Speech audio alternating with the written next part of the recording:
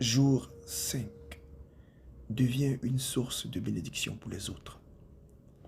La Bible nous révèle clairement que ceux qui sont en Christ sont les réels héritiers de la promesse faite à Abraham par Dieu.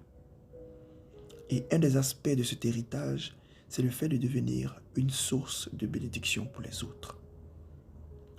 Bien-aimé, à travers toi, Dieu peut donner une orientation à tout. Bénédiction numéro 1.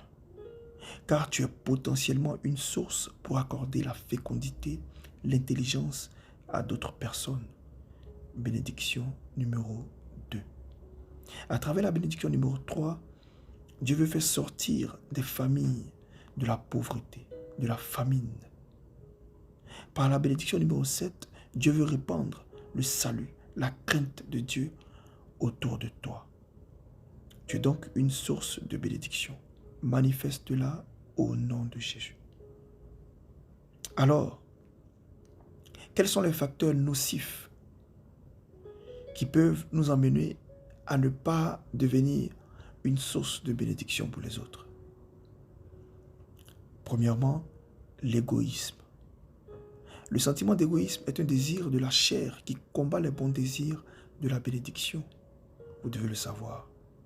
Ceux qui ne viennent à l'église que pour eux, qui ne voient que leur intérêt personnel, qui ne pensent qu'à ce qu'ils gagnent et non aux autres, tuent la source de bénédiction qu'ils sont et se détruisent eux-mêmes par les désirs de l'esprit que sont la compassion et la bonté. Relâche vers les autres les puissantes bénédictions qui sont en toi. Deuxième facteur, la peur, la honte et la timidité. Ces sentiments et sensations font partie des désirs de la chair, des désirs charnels, nous pouvons dire, qui combattent les désirs de l'esprit en toi. Nous l'avons partagé précédemment.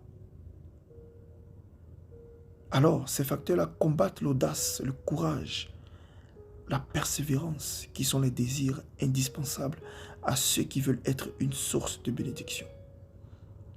Bien-aimé, tu dois circoncire ton cœur afin que les autres soient bénis au travers de toi. Troisième facteur, les envies et les passions charnelles. Elles sont aussi des mauvais désirs que tu peux ressentir en toi. Mais renonce-y, car elles te défocalisent de ta mission divine et tu ne manifesteras pas tes bénédictions. Tu as été mis à part en Christ. Il t'a béni pour faire de toi une source de bénédiction pour les autres. Pense aux autres.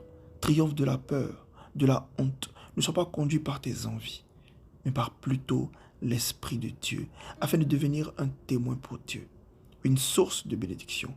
Ta famille, tes proches, ton pays, le monde ont besoin des bénédictions que Dieu a mises en toi. Sois-en conscient. Faisons cette prière ensemble. Seigneur Dieu, donne-moi de réaliser que tu as mis ta main sur moi pour être une source de bénédiction. Donne-moi de le manifester de mieux en mieux. Au nom de Jésus, j'ai prié. Amen.